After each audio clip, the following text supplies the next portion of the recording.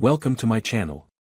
Subscribe, listen, and enjoy my stories every day. I didn't notice the cracks at first. Molly and I had been married for 7 years, and while the initial spark might have dimmed, I never doubted her loyalty. That changed on a Friday evening, when a quiet revelation turned my world upside down.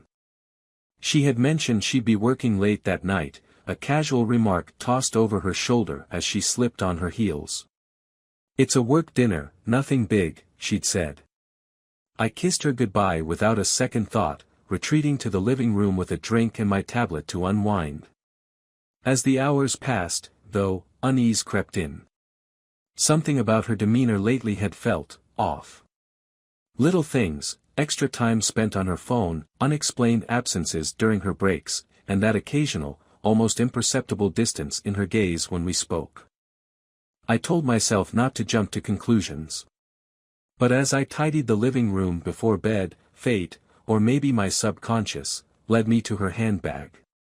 The bag had spilled open on the couch, a sleek second phone sliding halfway out. My heart skipped a beat.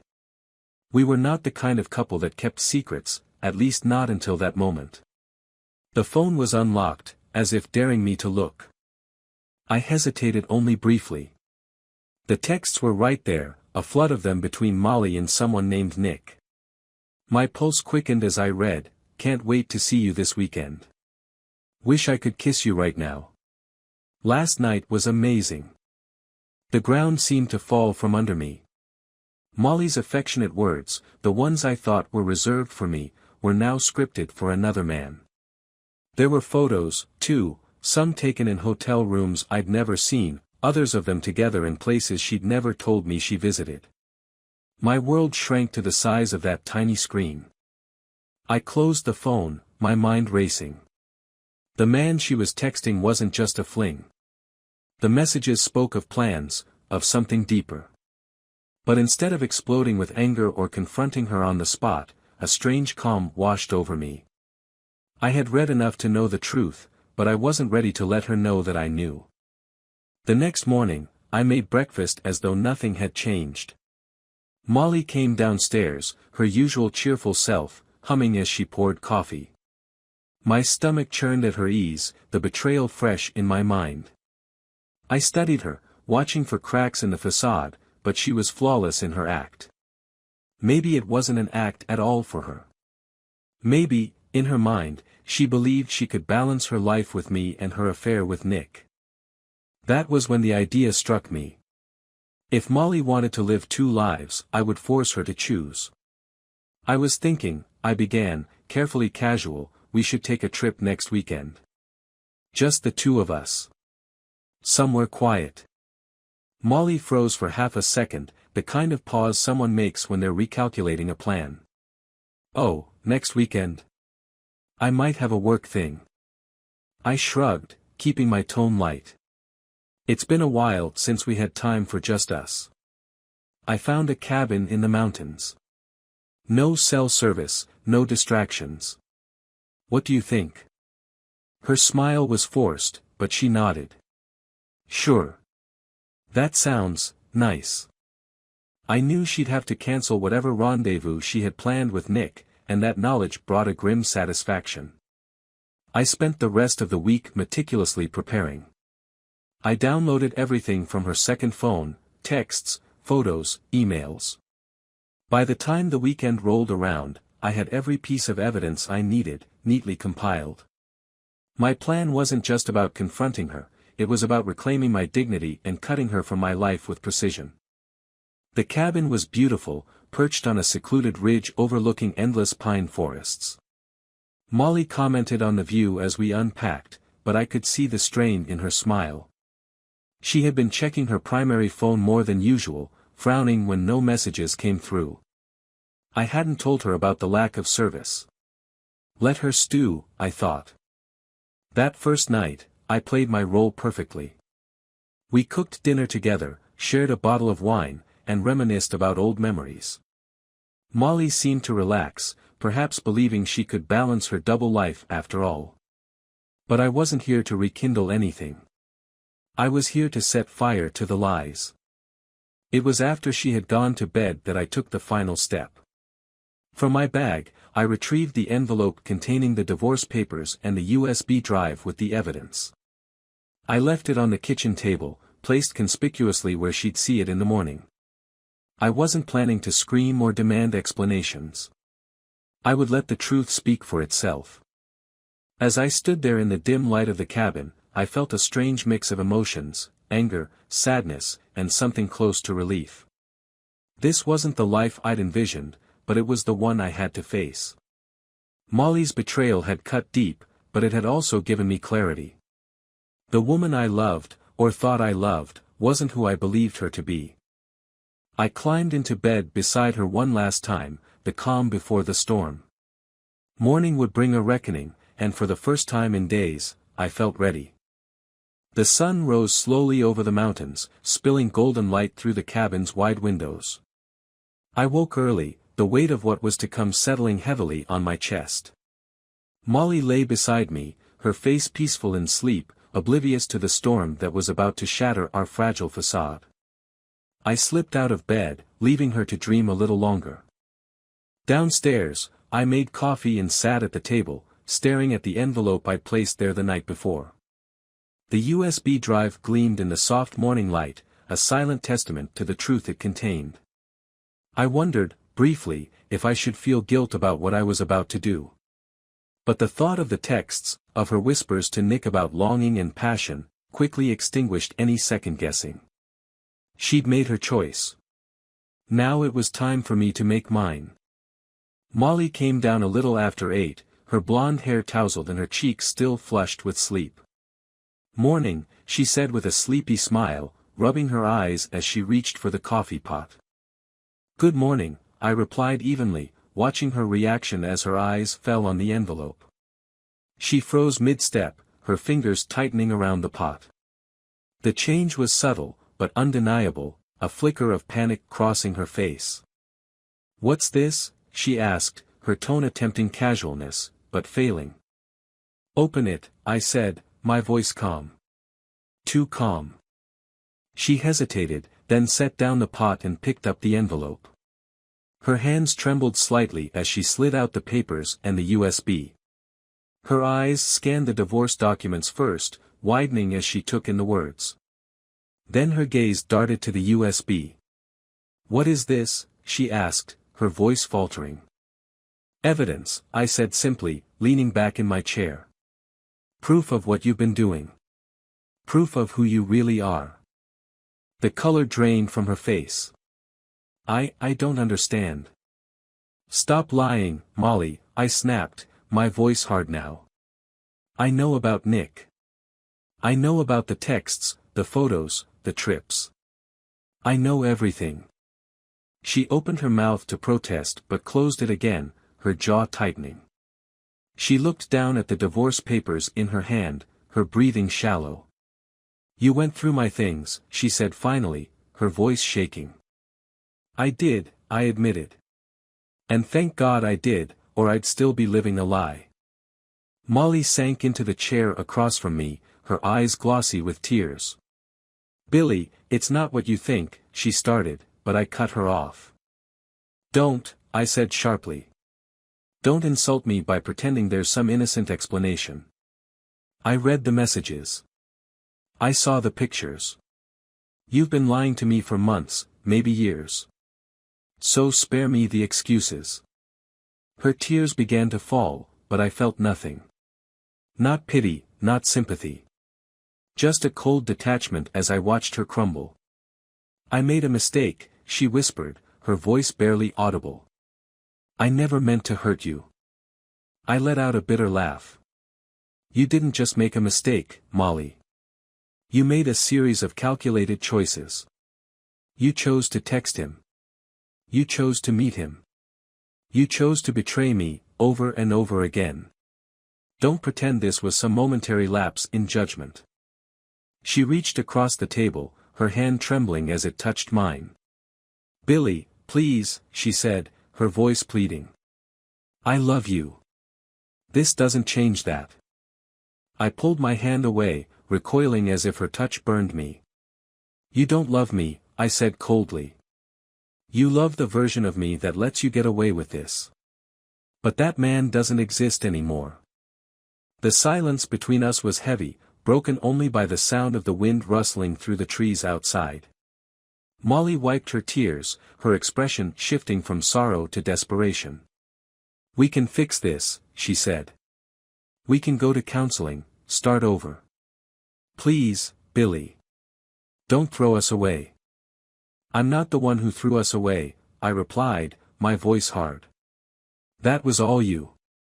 She leaned back in her chair, her face crumpling as fresh tears streamed down her cheeks.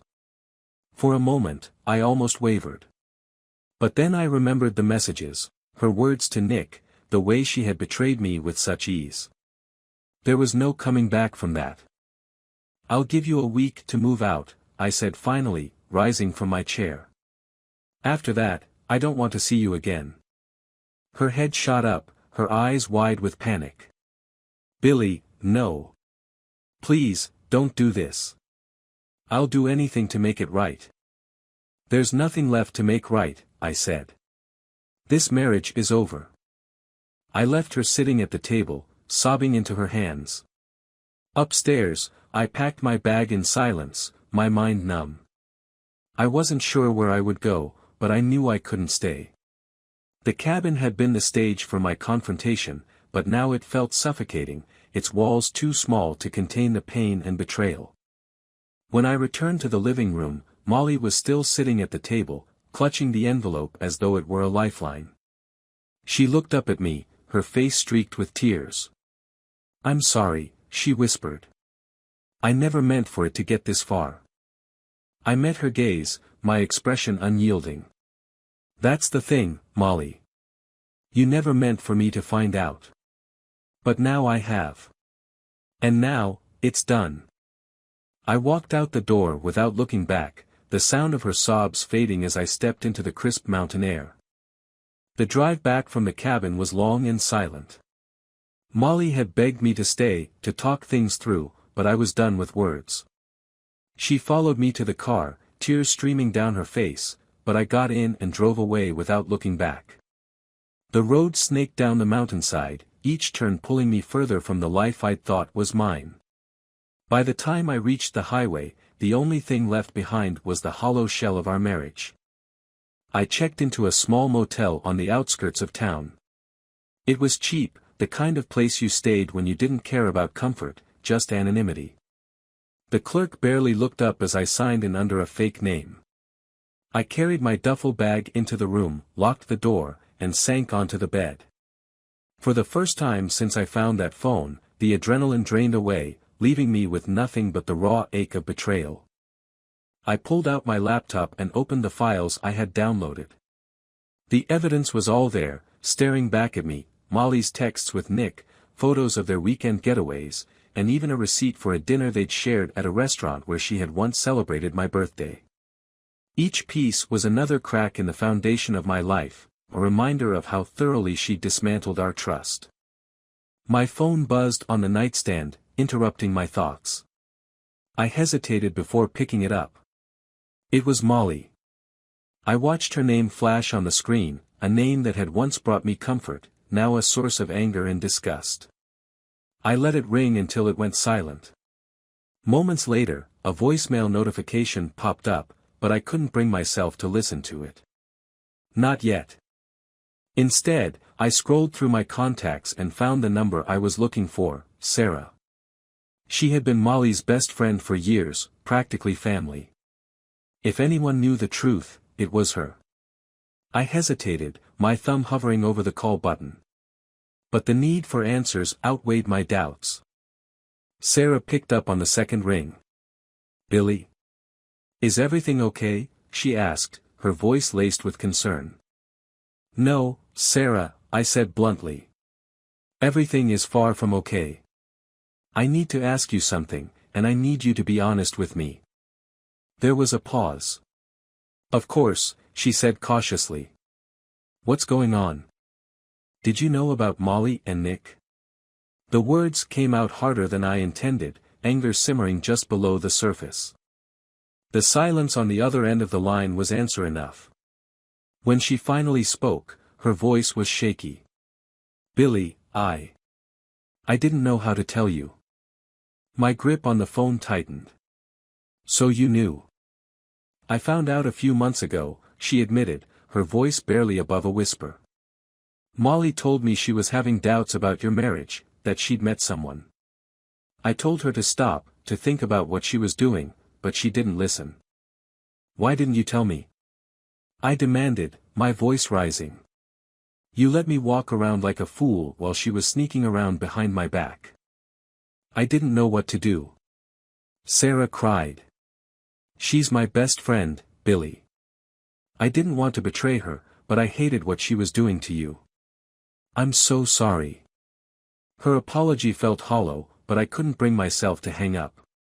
"She ruined everything," I said, more to myself than to Sarah. "And you just stood by and let it happen." "I know I messed up," Sarah said, her voice trembling. "But if it means anything, I'm here for you now. Whatever you need." I ended the call without replying. The betrayal felt deeper now, not just from Molly, but from the people I thought I could trust. My world was crumbling, and I wasn't sure if there was anyone left to turn to. That night, I sat in the darkened motel room, a bottle of whiskey by my side. Each sip dulled the pain, but it couldn't erase the memories. The sound of Molly's laughter, the way she used to smile at me, those images clashed with the ones on the screen, of her and Nick in stolen moments that were never meant for me to see. The next morning, I woke with a pounding headache and a resolve to take control of the situation. I contacted a lawyer recommended by a friend, someone who specialized in high-conflict divorces. We met at her office later that day, a sleek, professional space that smelled faintly of leather and lavender. "I want this done quickly," I told her, sliding the USB drive across the desk. "I have all the evidence you'll need." She nodded, scanning the drive on her computer. "This is thorough," she said, her tone impressed. "With this, the divorce should be straightforward. We can push for a favorable settlement, especially if there are no children involved." "None," I said, my voice flat. "Good," she said. "This will work in your favor." The meeting was efficient, almost clinical. By the time I left her office, the wheels were in motion. The papers would be filed within the week, and Molly would soon receive a formal notice. There was no turning back now. Over the next few days, I started piecing together a new routine. I found a short-term rental, a tiny apartment in a quiet neighborhood. It wasn't much, but it was mine. I packed up my things from the house while Molly wasn't home, leaving behind the memories and the life we had built together. It hurt, but I reminded myself that the house was just bricks and wood. The real damage had been done to my heart, and that would take much longer to repair. Molly tried reaching out several more times, her messages alternating between desperate pleas and angry accusations. I ignored them all. She had made her choice, and now I was making mine. The life we had shared was over, and there was no salvaging what she had destroyed. One night, as I sat in my bare apartment, I received an unexpected call. It was a woman named Lisa, and her voice was calm but firm. "I think we need to talk," she said. "I'm Nick's wife." I froze, the phone pressed tightly to my ear. "What do you want?" I asked, my tone wary. "To compare notes," she said simply. "It seems we've both been living a lie." For the first time in weeks, I felt a flicker of something other than despair. Maybe it was anger, or maybe it was the beginning of something new, clarity. I agreed to meet Lisa the next day, not knowing what she would say, but knowing that whatever it was, it would bring me one step closer to the truth. The coffee shop was small and quiet, the kind of place where no one paid attention to others. I sat at a corner table, my fingers idly tracing the rim of my cup as I waited for Lisa to arrive. I wasn't sure what to expect from this meeting, closure, perhaps, or maybe just the chance to understand the man who had destroyed my marriage. Lisa arrived precisely on time. She was poised, a woman in her early 40s with a calm presence that made her seem unshakable. Her face, though composed, carried traces of the same pain I felt. She sat across from me, setting her purse neatly on the chair beside her. "Billy," she said, extending her hand. Her voice was steady, but there was a tremor in her grip. "Thank you for meeting me." I nodded, unsure how to begin. I didn't know Nick was married until I found everything. Lisa gave a bitter laugh, shaking her head. "You're not alone. I didn't know about Molly, either. At least not at first." The conversation started cautiously, like walking on thin ice. We compared notes, piecing together timelines and unraveling the web of lies. Lisa had suspected Nick for months, noticing the same signs I had with Molly: secretive phone calls, unexplained absences. But unlike me, Lisa hadn't waited for hard evidence. She had confronted Nick directly. "He didn't deny it," she said, her voice thick with emotion. "He admitted everything. Said he was in love with Molly, that they were planning a future together." She paused, her eyes glistening. "He told me he was leaving me and the kids for her." I felt a pang of guilt, not for Molly, but for Lisa and her children. Their lives had been just as torn apart as mine, collateral damage in a selfish affair. "I'm sorry," I said quietly, though the words felt hollow. Lisa sighed. "I'm not looking for apologies, Billy. I need to know what you plan to do now. Are you going to fight for her?" The question caught me off guard. "No," I said firmly. "Molly made her choice. I'm moving on." She nodded, her expression unreadable. "That's what I thought. Nick came back yesterday, you know. Said Molly ended things with him. Apparently, she had second thoughts about their future." The words hit me like a punch to the gut. Molly ended it? After all the destruction, she had walked away from Nick? My mind spun with the implications, but I forced myself to focus. "So what happens now?" Lisa shrugged. "He's groveling, trying to fix things. For the kid's sake, I told him I'd think about it. But trust is gone. I don't know if we'll ever recover." We sat in silence for a moment, the weight of our shared pain hanging between us. Eventually, Lisa stood, her chair scraping softly against the floor. "Take care of yourself, Billy," she said, her voice gentle. "I hope you find peace." I watched her leave, her back straight and her steps measured, as though she were holding herself together by sheer will. I envied her strength. That evening, I returned to my apartment, the conversation with Lisa replaying in my mind. Molly had ended things with Nick. Was it out of guilt, regret, or some twisted sense of loyalty to me? The thought gnawed at me, and for the first time since leaving the cabin, I opened her messages. The most recent one read, "Billy, please call me. I need to explain. I still love you." I stared at the screen, my emotions a tangled mess of anger, confusion, and something I couldn't quite name. Against my better judgment, I dialed her number. She picked up on the first ring.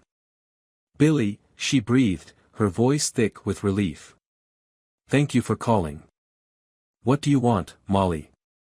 I asked, my tone colder than I intended. "I want to make things right," she said quickly. "I was stupid, selfish. I thought. I don't even know what I thought. But I ended it with Nick. I realized what I was throwing away, and I want to fix this. I want us." Her words sounded rehearsed, desperate. I wanted to believe her, but the scars of her betrayal were too fresh. "It's not that simple," I said. "I know," she whispered. "But can we at least talk? Please, Billy. Just one conversation." Against my better judgment, I agreed to meet her the next day at a neutral place. Maybe I wanted to hear her out, or maybe I just wanted to see her face the consequences of her actions. Either way, I needed closure. The next morning, I sat at another coffee shop, waiting for Molly. She was late, and with each passing minute, my resolve weakened. I was about to leave when my phone buzzed. A number I didn't recognize. Frowning, I answered. "Billy?" It was Lisa, her voice frantic. "You need to come to the hospital. Now." My blood ran cold. "What? Why?" "It's Molly," she said, her voice breaking. "There's been an accident." I arrived at the hospital in a daze, the world around me blurring into a haze of sterile white walls and muffled voices. A nurse directed me to the ICU, where Lisa was waiting. Her face was pale, her eyes red-rimmed. "She was on her way to meet you," Lisa said, her voice trembling. "A drunk driver ran a red light." I felt like I was drowning, the air sucked from my lungs. "Is she?" Lisa shook her head. "She's alive, but it's bad. The doctors, they don't know if she'll make it." The next hours passed in a blur of waiting, of pacing the sterile corridors and replaying every moment that had led to this. When the doctor finally emerged, his expression told me everything I needed to know. "I'm sorry," he said softly. Molly was gone. The grief hit me like a freight train, an unbearable weight pressing down on my chest. All the anger, the betrayal, the plans for a new beginning, none of it mattered anymore. She was gone, and there was no way to make sense of it. At her funeral, I stood alone, watching as they lowered her casket into the ground. Lisa was there, along with a few of Molly's family and friends. But the crowd was small. Betrayal leaves you with few mourners. I left the cemetery feeling hollow, the finality of her death settling over me like a shroud. In the end, there was no justice, no redemption. Just loss. And the ache of knowing that the person I once loved, the person who betrayed me, was now forever out of reach. Life moves on, they say. But some wounds never fully heal. Some endings don't bring closure, just questions that linger in the quiet moments when no one else is around.